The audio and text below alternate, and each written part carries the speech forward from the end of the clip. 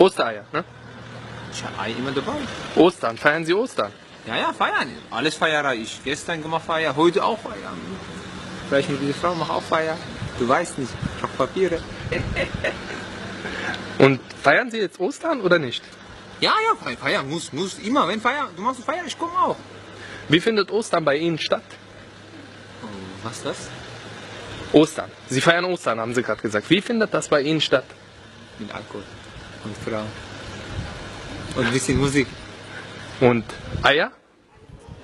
Ah, immer dabei. 2 immer dabei. Bei dir auch dabei. 2. Du Frau? Kein Mann?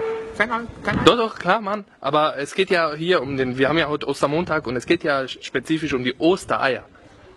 Sie verwechseln gerade was. In meinem Land, ich verstehe nichts. Ich bin nicht lange in Deutschland. Das ist schwer.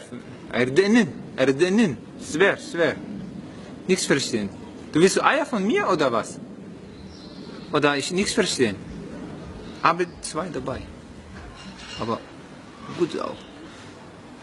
Du brauchst oder Eier essen. Naja, wir in Deutschland hier in Ostern, wir verstecken Eier und die Kinder suchen die Eier.